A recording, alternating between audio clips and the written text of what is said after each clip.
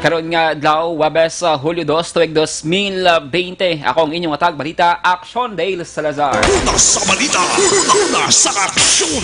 Para sa mga headlines, una kita sa mga balita lokal. Duha ka bulan nga lapsad nga taga Moises Padilla kag 12 kay banpang alegran sa LSI naga positibo sa COVID-19. Soldado nga residente sang Himamaylan City patay matapos gin-ambush sa Negros Oriental. Sa balita national, Presidente Duterte pag-istoryahon ang mga top officials ng AFP kag PNP angot sa shooting incident sa Sulu matapos ginapatay sang pulis ang 4 ka mga soldado. COVID-19 hospital sa Cebu yara na sa critical level sunod sa DOH. Sa balita international, 24 patay sa pagpangluthang si Drug Rehab Center sa Mexico. Sa sports balita, tanan nga players sang Boston Celtics cleared sa COVID-19. Kag sa showbiz balita, Andy Agidman nakabaton sang gold play button gikan sa YouTube. Una sa balita, una sa aksyon. Detalye sang mga balita lokal pagkatapos gid lamang sini.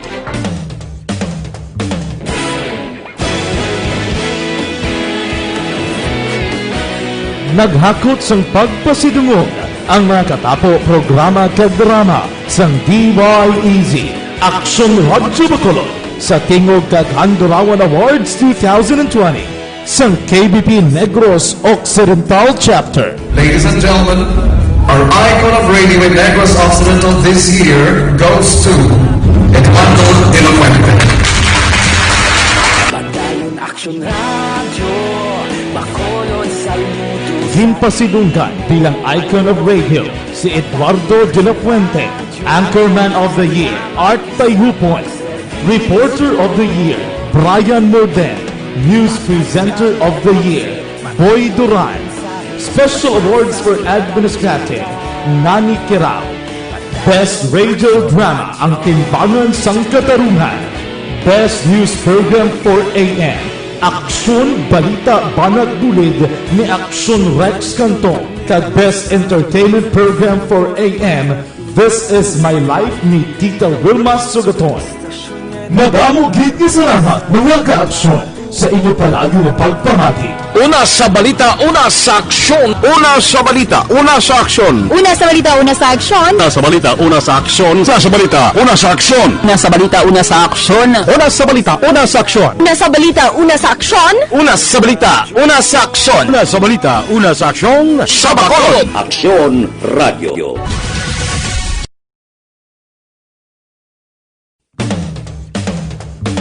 Sa dinami-dami ng usapin ngayon tungkol sa COVID-19, nangingibabaw ang tanong tungkol sa expanded testing. Ano nga ba ang expanded testing? Bago natin sagutin ito, mahalaga munang malaman natin kung ano ang confirmatory test para sa sakit na COVID-19. Ang reverse transcription polymerase chain reaction o RT-PCR ay isang laboratory test na tumutukoy sa mismong virus sa loob ng tao. Ang RT-PCR ang siya lamang test na ginagamit upang makonfirm ang sakit na ito. Kaya nitong alamin kung may virus na sa katawan ng isang tao bago pa man lumabas ang sintomas. Kaya naman sa ating expanded testing, RT-PCR ang ginagamit natin ngayon. Hindi ito katulad ng rapid antibody-based tests o RATs na tumutukoy lamang ng antibodies sa katawan. Sino-sino ang kabilang sa expanded testing? Sa expanded testing, ang mga sumusunod na mga tao na may history of travel sa isang lugar na may COVID-19 o nakisalamuha sa taong may COVID-19 ay sasailalim sa RT-PCR test. Una, mga pasyenteng may malubha at kritikal na kalagayan. Ikalawa, mga pasyenteng may edad 60 pataas, pasyenteng mayroong ibang sakit, o mga pasyenteng may maselang pagbubuntis. Ikatlo, mga pasyenteng may bahagyang sintomas. At ikaapat, iba pa nating kababayan at mga healthcare workers na walang sintomas ngunit may travel history o contact. Mayroon na tayong mga laboratorio na kayang gumawa ng RT-PCR sa Luzon, Visayas at Mindanao. Sa kasalukuyan, layunin ng ating gobyerno na tumaas pa ang health system capacity ng bansa upang matest sina lolo, lola, kuya at ate na pasok sa populasyong kailangan ng testing. Ginagawa natin ito upang mabigyan ng tama at agarang atensyong medikal ang mga pasyente at para matukoy ang iba pang tao na nakasalamuha nila. Mahalaga ang pagpapatest sa paglaban sa pandemya, pero mas mahalaga kung mapapanatili ang kalusugan ng ating katawan. Mas mainam kung lalabanan natin to ng sama-sama. Ika nga, prevention is better than cure. Mag-exercise, kumain ng tama, practice cough etiquette, Una sa balita, una sa aksyon. Lasay sa Jess Action Radio Philippine Standard Time kagaron sa litali na sa mga balita lokal. Nadugangan sang 13 ka mga COVID-19 cases ang Negros Occidental nga tanan mga locally stranded individuals sa kon LSIs. Gin-report sang DOH 6 subong hapon ang 21 ka bago nga mga kaso sang COVID-19 sa Region 6 kag 13 diri ang mga Negrense LSIs. Kining ginalakipan sang duwa gikan sa syudad sang Himamaylan, duwa gikan sa mga syudad sang Sagay, 3 gikan sa syudad sang Escalante, 2 gikan sa syudad sang Cadiz, isa sa Banwa sang Kawayan, isa sa Banwa sang Hinubaan, isa sa Banwa sang Moises Padilla, kag isa sa Banwa sang Calatrava. Gin-report man sang DOH 6 nga may duwa ka Negrense LSI sa gikan sa Cadiz City kag Silay City ang naka-recover sa COVID-19.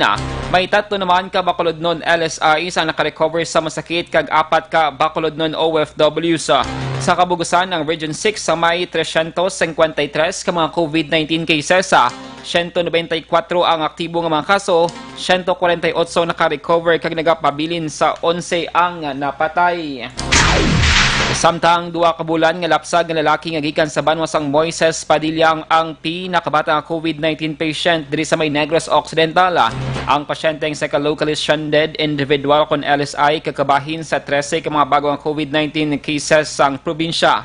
Base sa DOH 6 case bulletin number 98 gagin pagwa subong nga hapon, siya nga nagkabig nga Western Visayas patient 344 sang Region 6 nga karon naka-facility quarantined. Wala pa sa karon sa mayigin pagwa nga official report ang probinsya angot sa background sang pasyente. Sa dugang pang nga balita lokal, plano ni Bacolod Vice Mayor Elcida Familiaran nga iga-rekomendar kay Mayor Bing Lunardiang proposal nga magatuman sang nagakaigo nga regulasyon sa mga authorized persons outside residence o kon APOR nga nagasulod diri sa may Bacolod City. Ginpahayag ni Familiaran nga kinahanglanon sini ang bulig sang alkalde para mapalabot kay Governor Bong Lacson ang iya proposal nga pag-regulate sa mga personnel o kon driver sa mga essential products nga naga-deliver sa syudad, ilabi na kuning naghalin sa mga high-risk area katulad sang Cebu. Sulo pa sa vice-alkalde, katulad sa ginhimo sang lokal nga panguluhan sa probinsya sang Iloilo, ang mga salakyan kag produkto lamang ang ginatugutan nga makasulod sa boundary, magluwas lamang kung mayara sa mga empleyado nga tumandok sa lugar, ang isa ka kompanya nga mong bahala sa pagbaton kag pag-deliver sang mga produkto. Dugang pa ni Familiaran ini nga plano ang matigayon lamang kung suportahan sang probinsya. Ilabi na ngayara sila jurisdiction ang entry point sa mga delivery nga naghalin sa Cebu. I-discuss ko na kay Mayor Taron. And base ka tawag man siya kay Kompong.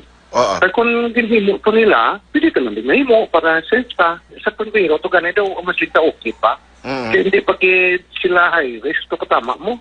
So kung daw ka delikado na Dapat yan si Vice Mayor Elcida Familiaran. Samtang patay ang isa ka membro sang Philippine Army sa hinang gin-ambush sa may sitio compound Barangay Lu sa may syudad sang Gihulngan kahapon nga adlaw Miyerkules. Ang napatay ang ginkilala kay Corporal Mark Anthony Kyokson, legal ang edad kag pumuluyo sa syudad sang Himamaylan. Ginpahayag ni 303rd Infantry Brigade Commander Colonel Inocencio Pasaporte nga sakay ang biktima siya motorsiklo halin sa Banwa sang Isabela sang ambusan sang Ginaligara. 5 ka mga miyembro sang New People's Army o NPA. Dugang pa ni Pasaporte ginkuha pa sa mga NPA ang iya personal na gamit lakip ng iya service firearm. Si Kyokson ang miyembro sang 62nd Infantry Battalion nga nabase sa Community Support Program sa Barangay Banwagi sa mga syudad. Padayon sa karon ang investigasyon sang otoridad. Samtang sa katapusan nga balita lokal, formal na gin-file ni Senate Majority Leader Juan Miguel Zubiri ang hagna nga nagatukod sang tertiary hospital diri sa mga syudad sa Bacolod. Si Zubiri ang nag-file sang Senate Bill 1647 and ang counterpart na measure sang House Bill 6731 gin-author ni Congressman Greg Estaya nga nagatukod sang hospital sa Bacolod City. Sa isa ka statement, ginpahayag sang senador nga sa karon ang Corazon Locsin Montelibano Memorial Regional Hospital ang nagisahanan nga tertiary hospital nga naga-akomodar sa bugos nga Negros Occidental kag mayara lamang ini sang 400 bed capacity.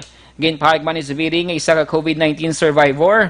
Bangod sa pandemic, mas kinahanglan ang madamo nga hospitals kasunod nga na-overwhelm na ang madamo nga health facilities. Una na nga ginpahayag ni kasataya nga may 3 na katawo ang nagtanyag sa ina propiedad nga posible pagatukuran sang hospital. Alas 6:16 Action Radio Philippine Standard Time. Detalye sang mga balita national. Pagkatapos gidamang sini.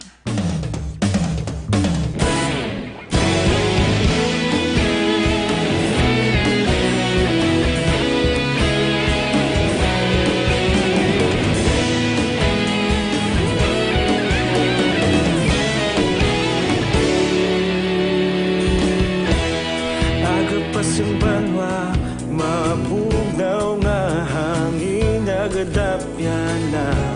Ikaw na ginapamati ang namon ginasandigan. Tingog sang probinsya, kamatuuran ginapalap na. Minsay nga may dala, paglaong kag kasanag. Tinuig na nagligan, ikaw gihapon ang ako nga istasyon. Sa pagbudlak sang adlaw, sa pagtuhaw sang biton. Mga balita nga may dala inspirasyon. Aksyon radyo, bakolog man sa gihapon. Padayon aksyon radyo, bakolog saludo sa imo. Padayon aksyon radyo, salamat sa pagserbisyo. Patas kag balanse, matuod nga mensahe, wala sang ginadang pilihan. Padayon aksyon radyo.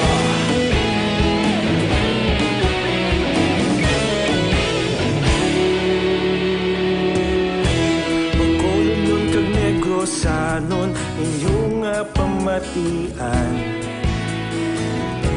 Stasyon nga nagapalaplag sang kamaturan.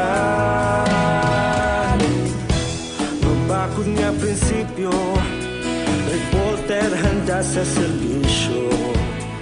Kahapon, karun kag sa gihapon, kita magapadayon.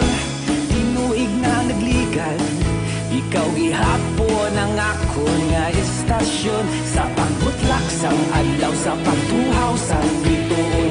Mga balita na may dala inspirasyon.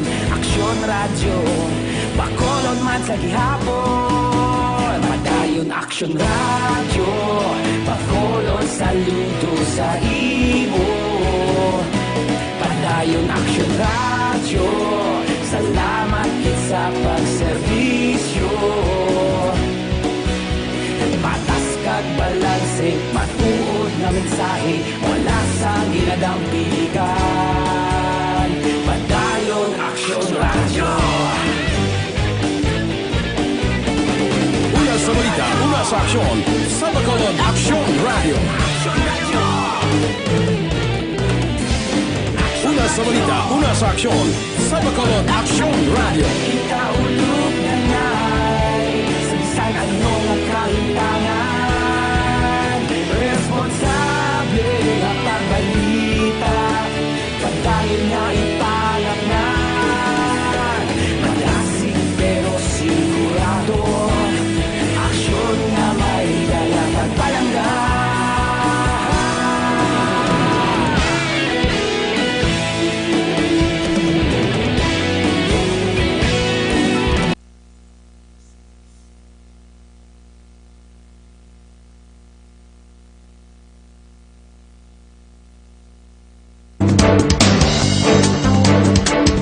Lasay sa 20 Action Radio Philippine Standard Time kagkaron sa Itali na sa balita national.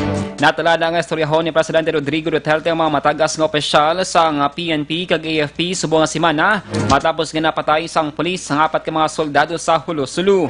Wala gin palayag ni Interior Secretary Eduardo Año nga naga-supervise ang Philippine National Police ang PETSA kag lugar sa pagsapol sang presidente sa mga PNP kag AFP commanders para man sa ilang seguridad.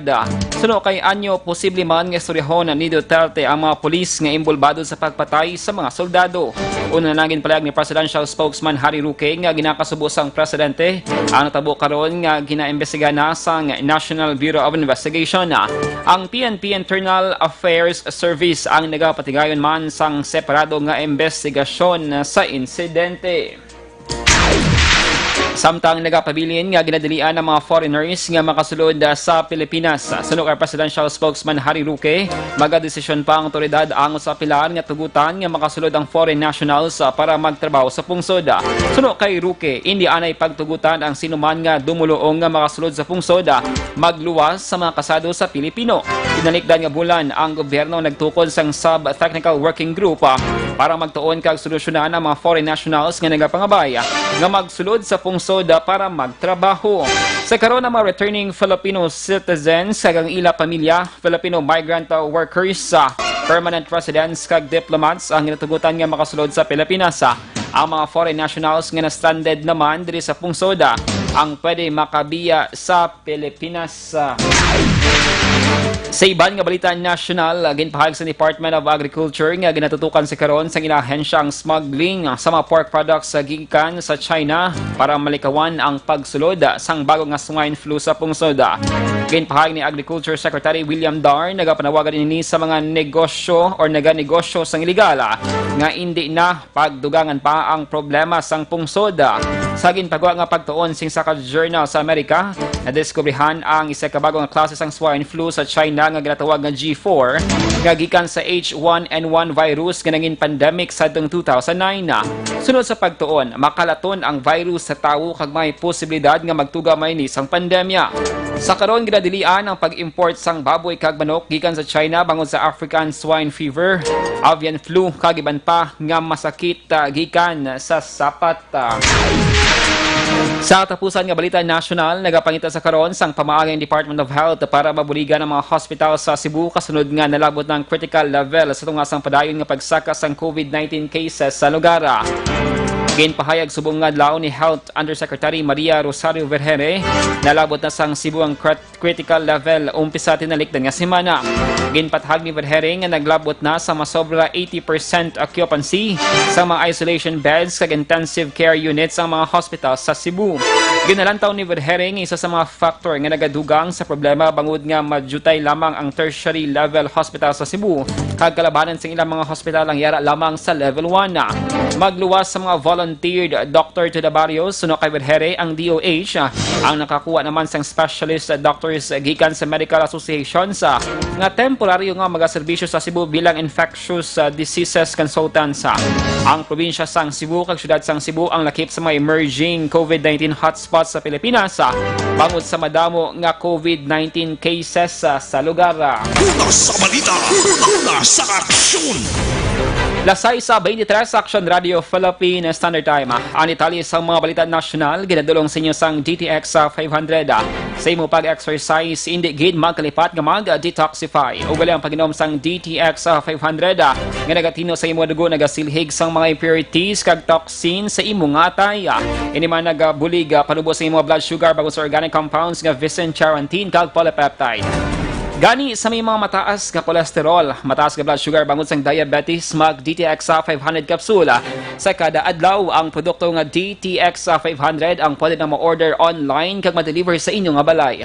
Magbisita lamang sa www.kalusuganyan.ph or pwede man i-check ang Kalusugan Yan na Facebook page. Una sa balita, una sa aksyon. Detalye sang balita international, sports sa entertainment. Pagkatapos, gid lamang sini. Para labanan ang banta ng COVID-19 sa ating bansa, mahalaga ang kooperasyon ng bawat isa. Ang pananatili sa loob ng bahay ay isa sa pinakasimple pero pinaka-epektibong paraan para hindi kumalat ang virus. Kunwari, ikaw ang tuldok na ito. Malusog ka at malakas. Lumabas ka ng bahay. Ang hindi mo alam, may nakasalamuha ka ng may COVID-19.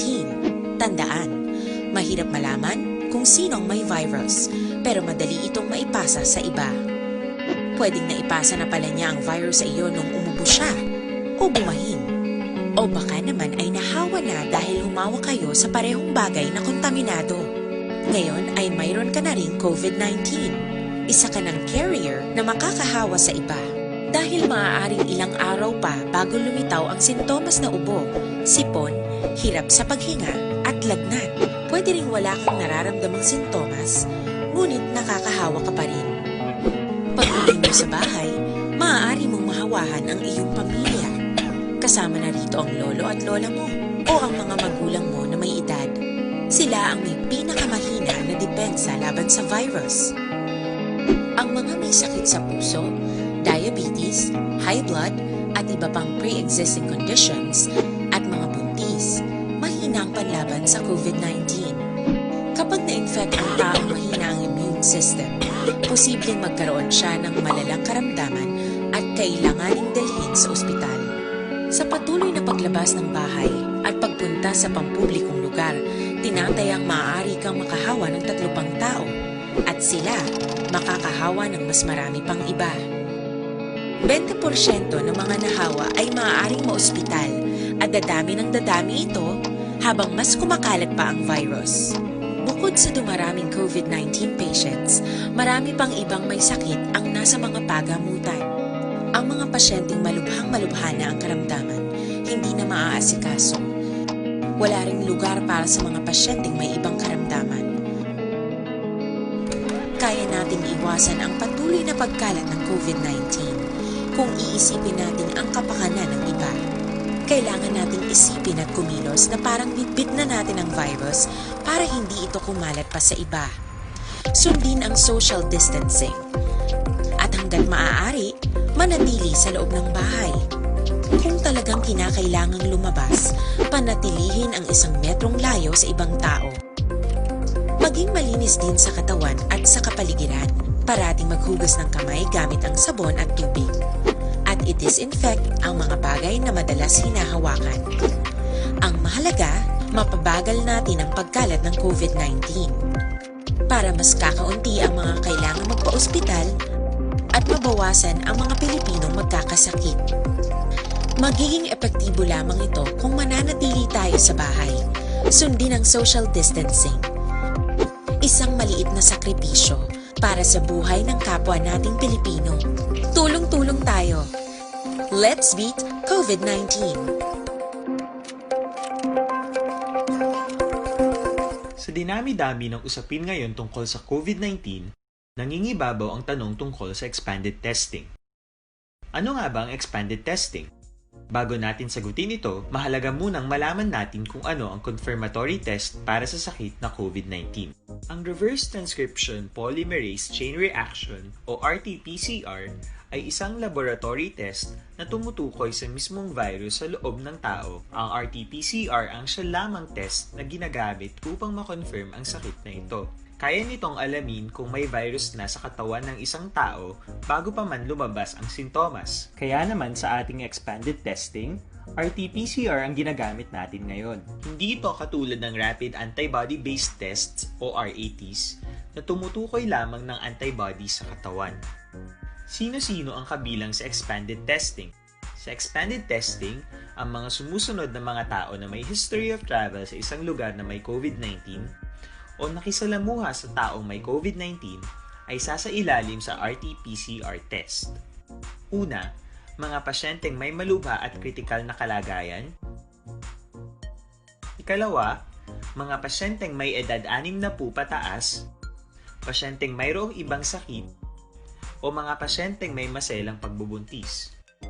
Ikatlo, mga pasyenteng may bahagyang sintomas. At ikaapat, iba pa nating kababayan at mga healthcare workers na walang sintomas ngunit may travel history o contact. Mayroon na tayong mga laboratorio na kayang gumawa ng RT-PCR sa Luzon, Visayas at Mindanao.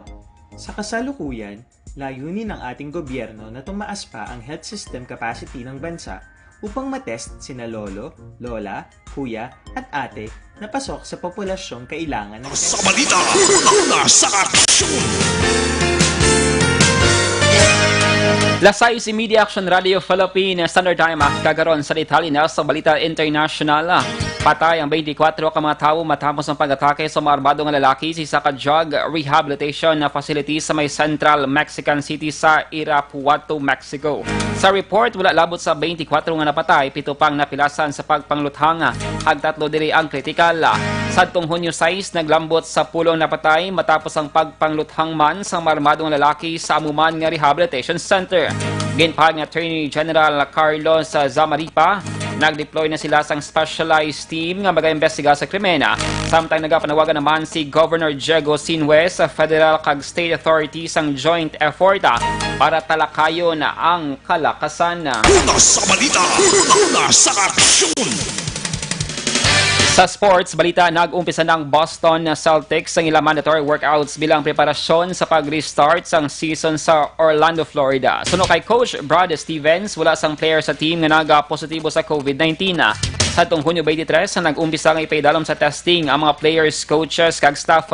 Ginpahayag man ni Stevens nga importante nga halungan man ang ila kaugalingon kag himo ng tanan para mapabilin nga healthy. Ang Celtics ang natrana nga mag-abot sa Orlando sa Hulyo 8. Ang Celtics ang lakip sa anom sa siyam ka mga Eastern Conference teams nga magapadulong sa Orlando nga sigurado na ang playoff spot. Una sa balita, una sa aksyon! Kag sa naman nga showbiz balita, nakabata ng aktres nga si Andy Eigenman sang Gold Creator Award gikan sa video sharing site nga YouTube. Ini matapos ka naglabot ni Andy ang 1 million subscribers. Gin-share ni Andy ang iya pinakabago nga social media milestone pagi sa Instagram stories pagi sa pag-post ng isa ka clip upod ang iya bata nga si Ellie nga nagabukas ang award. Nagpasalamat si Andy Eigenman sa masobra 1.08 million subscribers sang Happy Islanders. Una sa balita, una sa aksyon! Lasay sa 32 sa Action Radio Philippines Standard Time. Inyo na batian ang kabugusan nga mga balita sa Action Balita Evening Edition. Karon nga adlaw Webes sa Hulyo 2 tuig 2020. Sa liwat ako ang inyong atag Balita Action Dale Salazar. Una sa balita, una sa Action, sa Bacolod Action Radio.